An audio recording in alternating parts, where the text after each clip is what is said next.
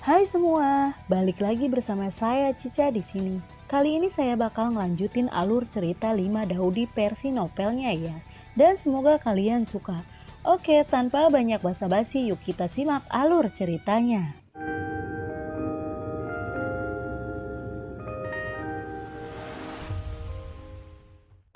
Di cerita sebelumnya, Xiaoyan mengeluarkan pedang dewa dan iblis dari tangannya. Kemudian sekelompok api merah terus bersinar di tangan kirinya.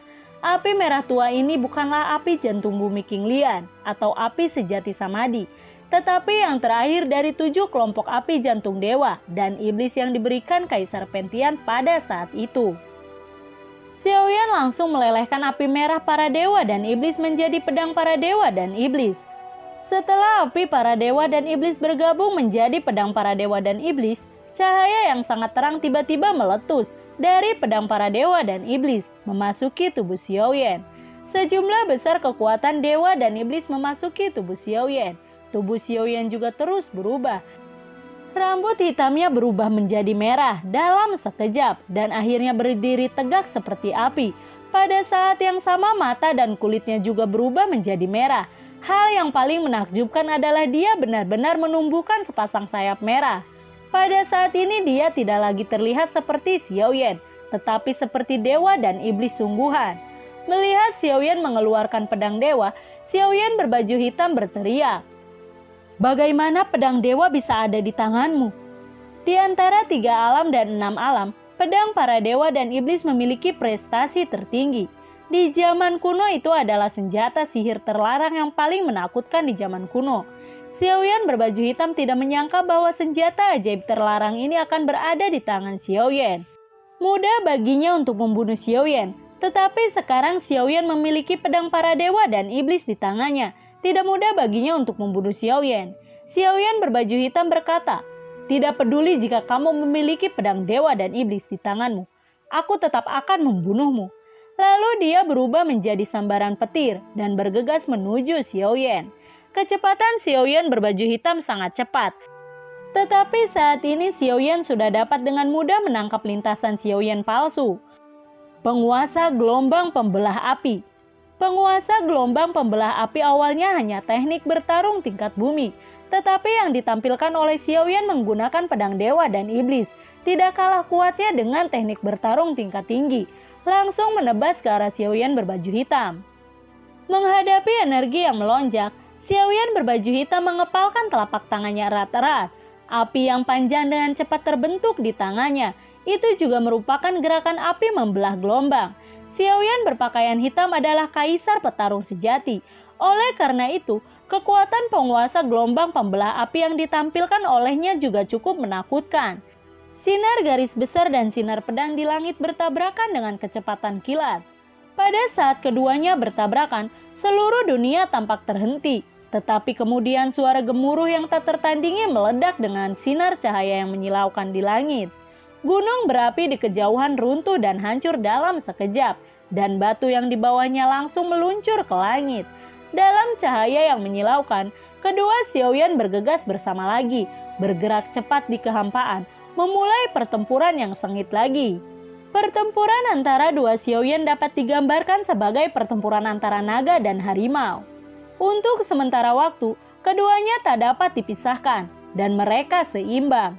Setelah Xiaoyan menggunakan pedang dewa dan iblis, kekuatannya mirip dengan Xiaoyan berpakaian hitam dan keterampilan bertarung keduanya hampir sama. Oleh karena itu, sangat sulit bagi keduanya untuk memutuskan kemenangan dan kekalahan dalam waktu singkat. Keduanya terus melakukan serangan skill bertarung yang sama. Xiaoyan menampar Huang Quan Palm dan Xiaoyan berpakaian hitam juga menepuk Huang Quan Palm. Kedua telapak tangan bertabrakan. Hampir semua skill bertarung yang digunakan Xiaoyan berpakaian hitam juga merespon dengan skill bertarung yang sama.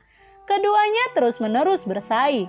Sementara dua Xiaoyan bertarung, dunia luar juga bertarung dalam kelompok. Kekuatan di satu aula, 3 paviliun, 6 jalur, dan 8 tempat suci, serta orang yang tak terhitung jumlahnya dari kekuatan lain bertarung bersama dalam kekacauan. Dalam pertempuran menganugerahkan kaisar ini, semua orang bertarung sendirian. Bagaimanapun hanya ada satu orang yang bisa menganugerahkan kaisar pada akhirnya. Dalam pertempuran ini, tidak ada yang bisa menjamin bahwa mereka akan dapat bertahan hidup, karena semua orang dikelilingi oleh musuh yang kuat. Bahkan beberapa orang suci yang kuat, jika mereka tidak hati-hati, mereka akan mati di tempat. Melihat pertempuran sengit, Kaisar kuno Tuosi tersenyum. Wajah tuanya menunjukkan senyum licik, matanya sedikit menyipit, dan dia bergumam, "Bunuh, bunuh sebanyak yang kamu suka. Semakin banyak orang mati, akan lebih baik." Darah di udara terus berkumpul ke arah Kaisar kuno Tuosi, dan akhirnya bergabung ke dalam lingkaran darah di tangan Kaisar kuno Tuosi. Pada saat ini sel darah Kaisar kuno Tuosi telah berubah dari ukuran awal kecil menjadi ukuran kepala manusia. Darah yang mengalir dalam sel darah terlihat cukup aneh. Perilaku abnormal Kaisar kuno Tuosi juga menarik perhatian beberapa orang kuat. Liu Xiaohui dari klan Xiao melihat perilaku Kaisar kuno Tuosi, juga diam-diam merasa itu tidak baik. Liu Xiaohui berteriak ke arah medan perang dan berkata, "Semuanya, jangan bertarung lagi. Semua ini adalah konspirasi Kaisar Tuosi. Kita tidak boleh tertipu." Banyak orang saat ini bertarung dengan gila dan mereka tidak bisa mendengar teriakan Liu Xiaohui. Mereka masih bertarung dengan sengit, tetapi beberapa orang berhenti berkelahi. Liu Xiaohui, Nalan Qingsui, Xiao Yao, Jiu Bai, Ling Long, dan banyak lainnya dari klan Xiao berkumpul bersama. Kuil Dewa Perang, Istana Es, Pavilion Phoenix, dan pasukan lainnya juga telah mengumpulkan pusat kekuatan pasukan mereka sendiri. Liu Xiaohui berteriak pada King Tian di kuil Dewa Perang, "King Tian, mari kita kesampingkan keluhan masa lalu kita. Untuk sementara waktu, bagaimana kalau kita berhenti berkelahi? Jika kita bertarung lagi, aku khawatir kita semua akan mati," ucap dari Liu Xiaohui. King Tian tersenyum dan tanpa berpikir, dia lalu berkata, "Baiklah, aku setuju. King Tian layak menjadi jiwa dari kuil Dewa Perang." Keputusan untuk membunuh ini membuat banyak orang kuat yang hadir diam-diam mengagumi. Dengan cara ini, kesepakatan dicapai antara 1 aula, 3 pavilion, 6 jalan, dan 8 tempat suci. Dan mereka semua berhenti berkelahi dan untuk sementara waktu bekerja sama. "Kaisar Tuosi, matilah!" Pada saat ini teriakan keras tiba-tiba datang dari belakang Kaisar Tuosi. Semua orang terkejut. Dan segera seorang dengan cepat menyerang Kaisar kuno Tuosi. Kaisar kuno Tuosi tidak bergerak sama sekali. Dengan lambaian tangan kirinya, kekuatan telapak tangan yang tak terlihat keluar dan seseorang itu ditampar. Setelah itu darah orang itu dengan cepat meleleh ke dalam bola darah di tangan Kaisar kuno Tuosi. Melihat Kaisar kuno Tuosi menampar Bing Jian menjadi daging dengan 1 telapak tangan, Liu Xiaohui, King Tian, Zhan Wuji, dan banyak orang lainnya semuanya saling memandang dan merasa sangat luar biasa. Bing Jian juga seorang santo pertempuran yang kuat, tetapi di depan Kaisar kuno Tuosi, Bing Jian sangat rentan. Kaisar Tuosi lalu berkata, "Siapa yang ingin menghentikanku?" Tidak ada yang menjawab. Kaisar kuno Tuosi mengintimidasi ratusan orang. Setelah Kaisar Tuosi menunjukkan kekuatannya yang tak terduga, tidak ada yang menghentikan tindakannya. Apa yang akan dilakukan Kaisar Tuosi? Zhan Wuji bertanya pada King Tian. King Tian lalu menjawab, "Aku pikir selama kita tidak memprovokasi dia, dia tidak akan membunuh kita." Di medan perang persegi, Xiao Yan berbaju hitam tiba-tiba berkata, "Hahaha, Xiao Yan, meskipun kamu memiliki pedang dewa dan iblis, aku bisa melakukan semua skill bertarung yang kamu tahu. Dan kekuatanku lebih tinggi darimu. Untuk apa kamu melawanku?" Setelah pertempuran panjang, kedua belah pihak mengalami kerusakan, tetapi belum ada pemenang.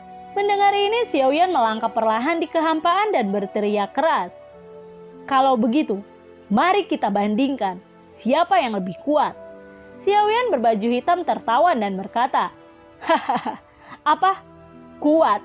Kamu pasti akan kalah. Aku bisa membunuh semua orang di suatu negara dalam 1 hari. Aku bisa membunuh tanpa berkedip.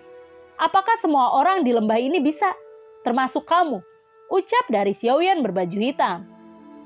"Bersikap kejam kepada orang lain bukanlah kekejaman yang nyata. Aku bisa mengorbankan hidupku untuk membunuhmu, bukan?" ucap dari Xiao Yan. Kemudian tubuhnya benar-benar terbakar. 7 warna api merah, jingga, kuning, hijau, sian, biru, dan ungu menyala hebat di permukaan tubuh Xiaoyan. Seolah-olah dia akan membakar seluruh tubuhnya. Pada saat ini roh jahat Xiaoyan sangat menakjubkan dan itu sangat aneh. Selama pembakaran api 7 warna yang panik, tubuhnya menjadi ilusi dan pada akhirnya tampak transparan. Xiaoyan perlahan menutup matanya dan mengambil napas dalam-dalam. Seni pertempuran menentang langit. Xiaoyan berteriak. Menentang langit juga dikenal sebagai 7 pembunuhan terhadap langit. Adalah skill bertarung kungfu yang diperoleh Xiaoyan di tahun-tahun awalnya. Sebenarnya kekuatannya sangat menakutkan. Tetapi karena itu adalah skill bertarung kungfu, Xiaoyan jarang menggunakan skill bertarung seni bela diri semacam ini. Tetapi pada saat ini, Xiaoyan menggunakannya lagi. Menentang langit adalah memperjuangkan hidup seseorang dengan nyawanya sendiri.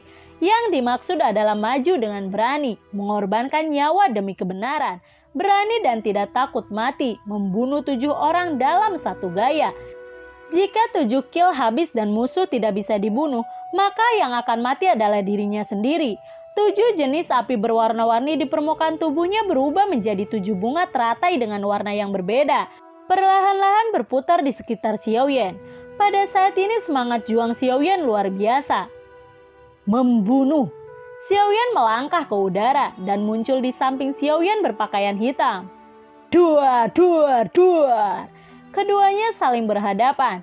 Di bawah pengaruh energi yang menakutkan, Xiaoyan berbaju hitam mundur 3 langkah berturut-turut. Namun Xiaoyan tidak mundur sedikit pun. Karena seni menentang langit telah digunakan, dia hanya bisa maju. Bagi Xiaoyan, mundur berarti kematian. Menahan energi kuat yang melonjak, Xiaoyan menginjak udara dan pembunuhan kedua dari seni menentang langit menyerang lagi. Seni menentang langit adalah tentang niat bertarung yang gila, semacam aura terpisah yang membuat hidup dan mati di luar jangkauan. Pada saat ini Xiaoyan tidak diragukan lagi telah mencapainya. 7 pembunuhan sekaligus 1 pembunuhan lebih kuat dari 1 pembunuhan. Membunuh. Setelah skill kedua keluar, skill ketiga Xiaoyan juga langsung keluar. Di depan kecepatan abnormal Xiaoyan berbaju hitam tidak punya pilihan selain melawan. Hiat, bak dor meledak beleduk jeger. Dengan ledakan keras, keduanya menyerang dengan seluruh kekuatan mereka satu sama lain. Xiaoyan berpakaian hitam terus mundur ke belakang dan seteguk darah segera menyembur keluar. Akibat kuat dari konfrontasi antara kedua belah pihak menyebabkan tubuh Xiaoyan bergetar hebat.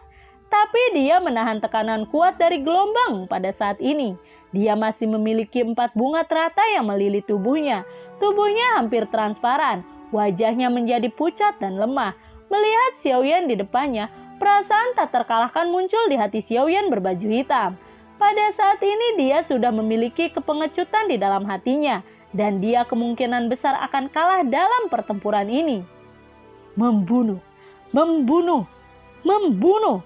Xiaoyan meneriakkan kata bunuh 3 kali berturut-turut. Pembunuhan keempat, pembunuhan kelima, dan pembunuhan keenam. Semuanya sekaligus menyerang satu demi satu. Xiaoyan berpakaian hitam tidak punya pilihan selain bertarung. Tetapi serangan Xiaoyan menjadi lebih kuat. Terlebih lagi Xiaoyan memegang pedang terlarang yang paling menakutkan dari zaman kuno. Hingga saat ini, 7 pembunuhan terhadap langit yang ditampilkan dengan menggunakan pedang para dewa dan iblis tidak diragukan lagi lebih menakutkan.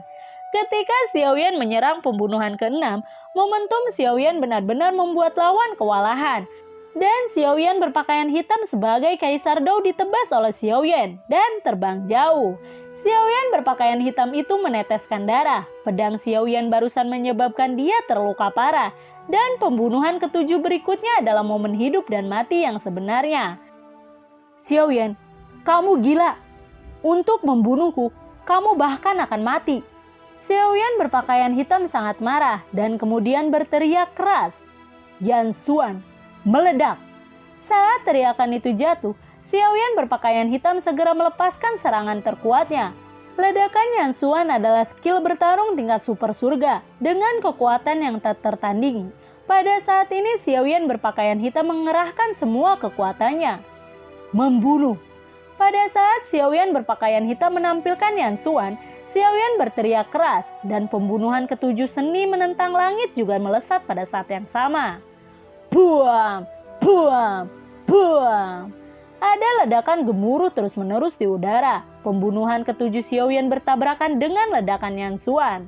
Dan gelombang menakutkan yang tak terlukiskan tiba-tiba menyapu. Medan perang persegi runtuh dan meledak dalam sekejap.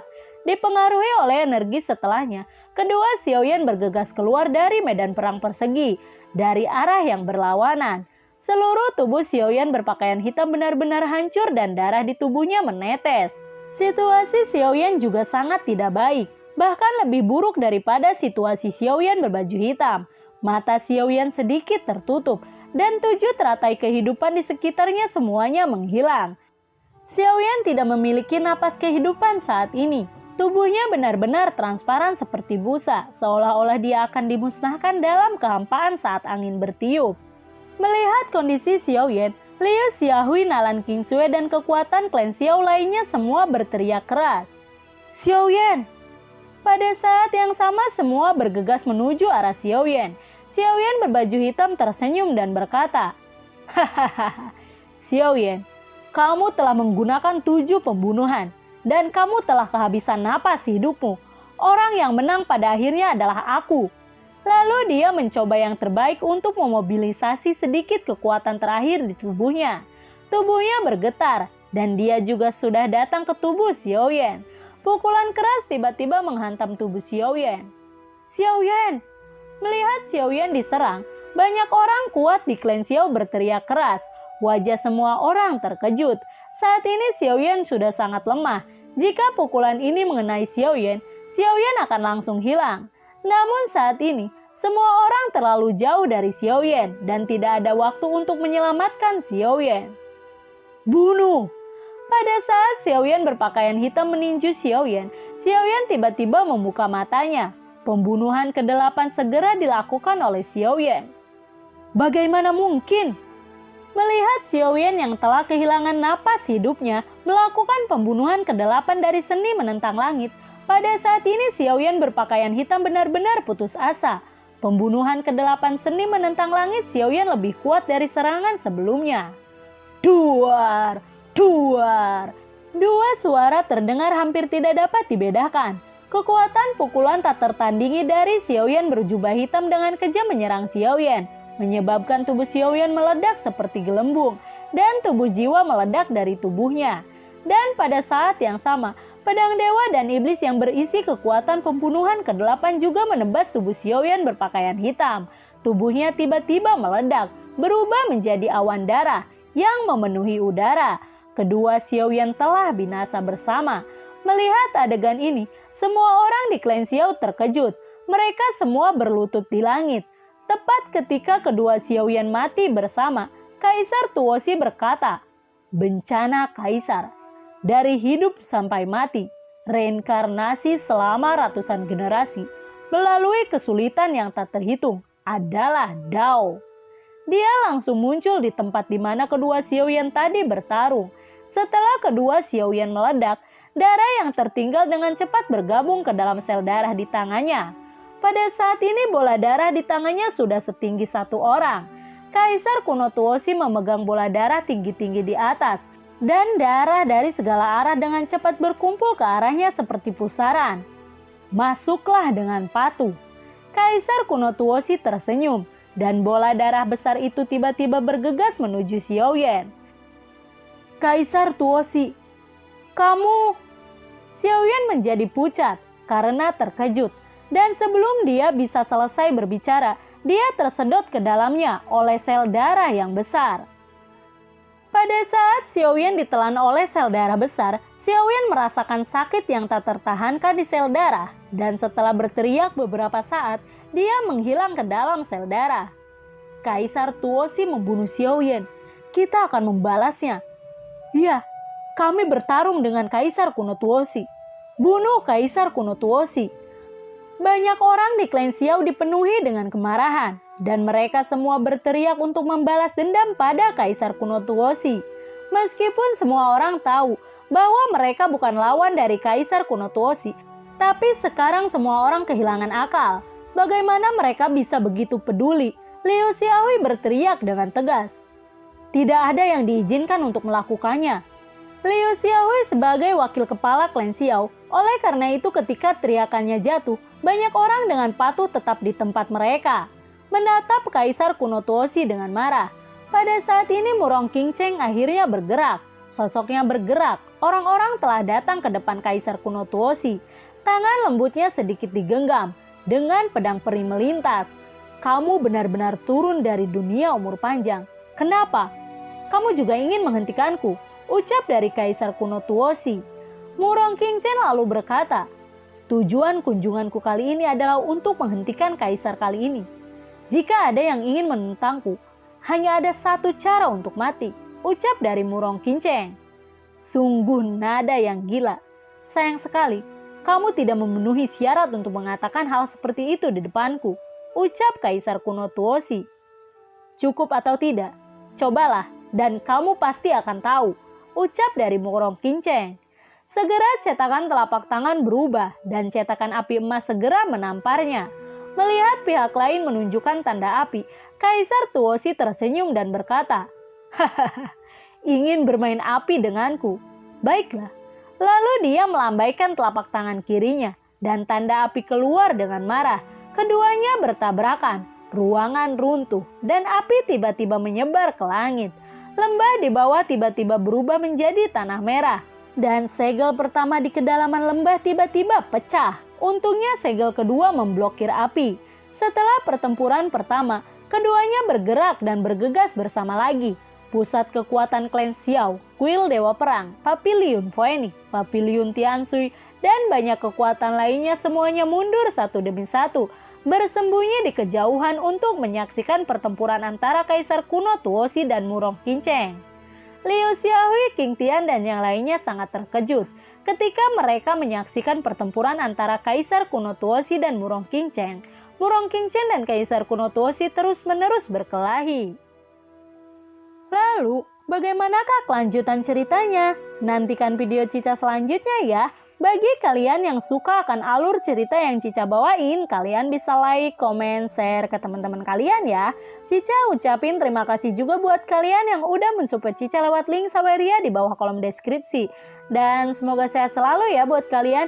Cica mohon pamit dan assalamualaikum. Dadah!